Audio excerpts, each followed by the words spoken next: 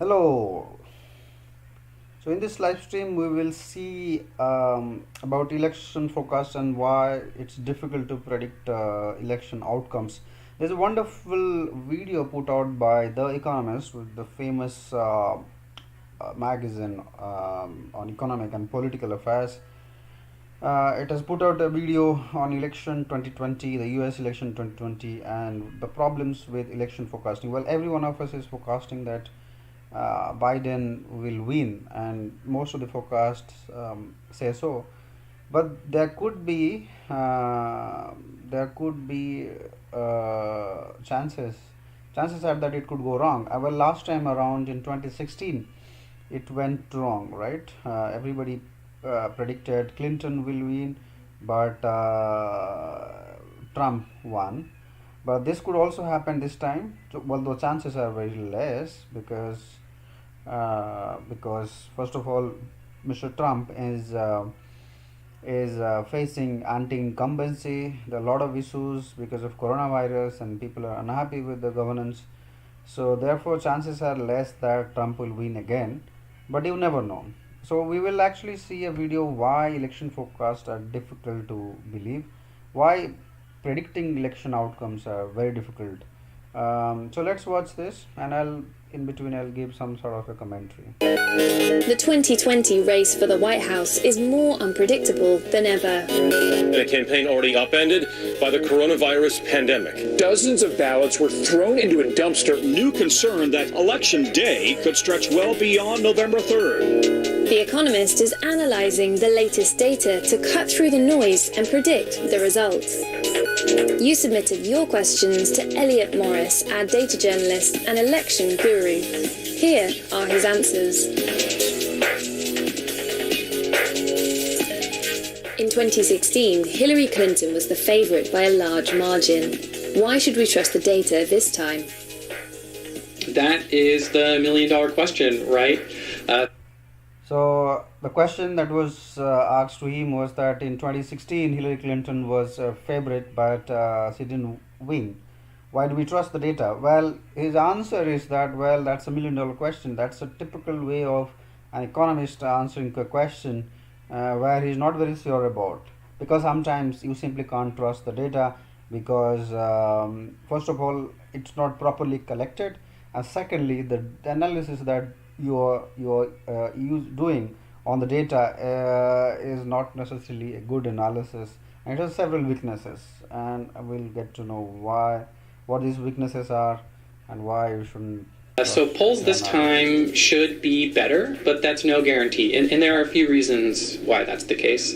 The first is the technical methodological explanation, and that is that the reason that some polls were wrong, especially in the Midwestern states like Michigan and Wisconsin, was because they missed the crucial block of non-college white voters in the electorate that support Donald Trump by a few percentage points.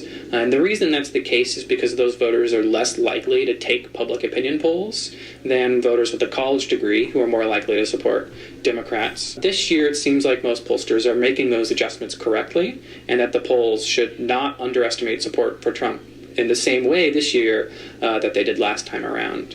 There's also... So last time they overlooked certain things, but it could be that they have overlooked quite a number of other things this time. Another consideration that might make polls better, and that's that there are fewer undecided voters in the electorate this time around. So in 2016, there was upwards of 15% of voters who said they were unlikely to vote, or they didn't. That's fine. They're saying that, okay, this time around there are less number of people who are undecided. But how do you know that, right? You must have collected data from a sample, but that's probably does not represent the entire US population. So I don't think that's fair to say that, it gives us more confidence this time because we don't have that problem this time. Know who they were going to vote for, or they were going to vote for a third-party candidate. And this year, that number in total is really closer to 5%. And that makes us more confident that Joe Biden's lead in the polls is robust and likely to last. How many unknowns do you suspect could make election predictions inaccurate? There are a few things that could make our predictions wrong. And the first thing is obviously having to do with the polls. If they're talking to the wrong people, or there's a late shift that happens after the last polls are done sampling voters, then they could go awry. But this year there are also some particular problems with the pandemic. So pollsters rely on asking people if they'll actually turn out to vote. And if one party is more likely to overestimate their tendency to actually vote, then the polls would overestimate their support. So you can imagine in a pandemic, in a year where Donald Trump is telling most of his voters to vote in person, that Republicans could be more exposed to telling pollsters that they're more likely to vote than they really are, and that could make polls biased against them. Now, that's just one story, that's just conjecture, but it's one potential source of error. What does voter turnout look like in the swing states? Trading is not for everyone, but if you are a trader, Plus 500 is the place for you.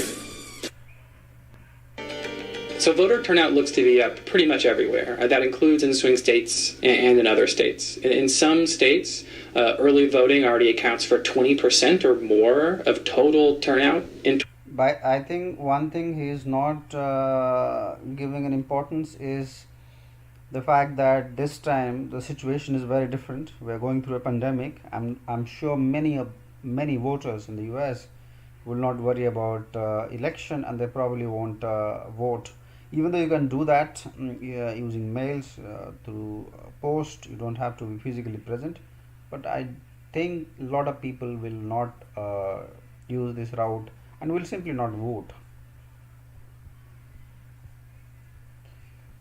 Which is always competitive, really.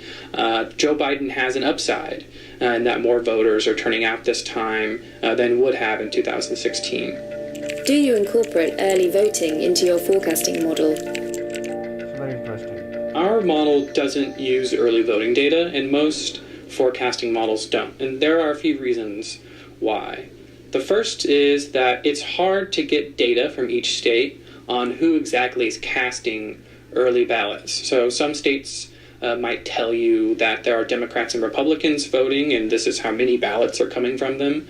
But most states don't. Even if a state does tell you that there are Democrats or Republicans voting, there's a difference between when somebody registers as a Democrat or Republican with the government, and they also, by the way, have the ability to register with no party in some states, and how they actually vote. A recent poll in Pennsylvania, for example, found that about 70% of registered Republicans were actually voting for Donald Trump, which leaves about 30% who aren't. So it's just hard to guess at which partisans are going to vote for who. The real forecasting information comes from the state of the economy and the president's approval rating. So we know historically when a president has a low popularity, or when the economy is shrinking, that they tend to do poorly in the election. Does your model consider high rejection rates of ballots? There are a few ways that high rejection rates of ballots could influence our predictions. Now, historically, there is some disconnect between who people say they're going to vote for and the actual count of ballots in a state. That can explain some pollster error, of course, and rejection rates is one of them. So we know in most states that younger and African American voters have their ballots rejected at higher rates, and historically that the error caused by this dynamic is captured in our election model. But if there is a spike this year in how likely rejections are for younger or African American or lower income voters, that could cause further error in the model. And we know from separate modeling that could very well be true this year, that Joe Biden could face an extra 1 or 2 percentage point drop in severe states for rejection rates, just based on slow delivery, on young people not having their signatures match up with the state file, and then the sort of numerous other reasons for rejections. Can mail-in ballots be discarded as easily as some fear? So the the sort of conspiracy theories about people just discarding ballots or putting them in the trash are quite overblown. Those are really rare occasions that don't impact a lot of votes. But there are real concerns about the ways that the laws around absentee ballots are structured in America. They can have disproportionate effects, like we've talked about, for younger and non-white Americans who move around a lot, so they don't have an address for election workers to verify, or who don't have driver's licenses, so they don't have signatures already in the state's voter system that election workers use to verify absentee ballots. Or in lower income areas, we know the Postal Service works more slowly than it does in other areas of the country for whatever reason, which could make those ballots late. So I'm less worried about people intentionally discarding ballots, and reformers are more worried about the real structural problems with the system. How long can we expect to wait for the results? So we should have a really good idea of what's going to happen by around 9 or 10 p.m. Eastern Time, and that's because that's when Florida should have about 90 or 95% of its ballots casted, at least if patterns from 2016 hold true. And the reason that Florida is so important is because it tells us a lot about how other states are going to vote. So the way our election model works is by arranging states from left to right based off of their projected vote share, essentially. And we know if Florida is going blue, then most of the states to the left of Florida, like the Midwestern states or maybe even Arizona this year, are also likely to vote for Joe Biden. So essentially, if he wins Florida, and we should know pretty early if he does, then he's on track to win the election. Our model would give him close to a 95% chance, a pretty sure thing.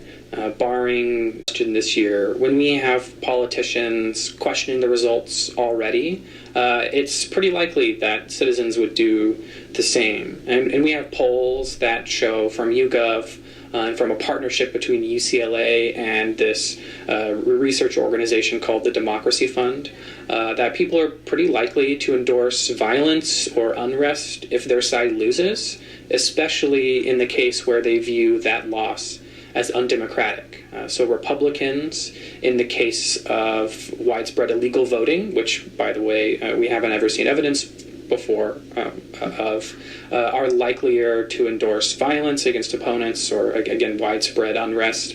And Democrats are likely to do the same if there's a mismatch between the Electoral College and the popular vote, like there was last time around. But when we talk about tolerance for violence, that's also a lot different than actually going out and hurting your opponents. I think this is less of a concern if either candidate wins by a large amount, where if Joe Biden has the 8 or 9 point margin that our forecast is projecting today, then it's harder to call the election into doubt. Hi, I'm Elliot Morris, a member of the Economist's data team. Okay, the problem with this sort of analysis is that there is no conclusion. Well, he answered quite a number of questions related to election forecasting, but it doesn't really conclude as to whether you should believe in the forecast or not. And that's a problem with data journalism, where the analysts they use sample data without making sure that it is unbiased, and that they do some sort of analysis using techniques which got a lot of assumptions, and then simply don't mention this assumption while talking to the audience. And the funny thing is that they don't even conclude, so it's a bit difficult for the normal or layman audience to follow as to what they want to say, and that could bias their opinion also, right? So these sort of analysis before the election could be very biasing. I think is one of the reasons why Trump has got a lot of negative publicity in the recent times, last few months, from the media, primarily because of such news items where analysis is done somewhat unbiasedly and data has been used to their advantage, and data has been used without a proper data has been used without doing proper scientific assessment, rather more political assessment with some of the scientific assumption or scientific theories been ignored, and hence it's difficult to sort of trust on such analysis. Alright, that's all. We will watch another video later on, and I'm going to watch such video on a regular basis, maybe just to give my opinion on these matters. Thank you.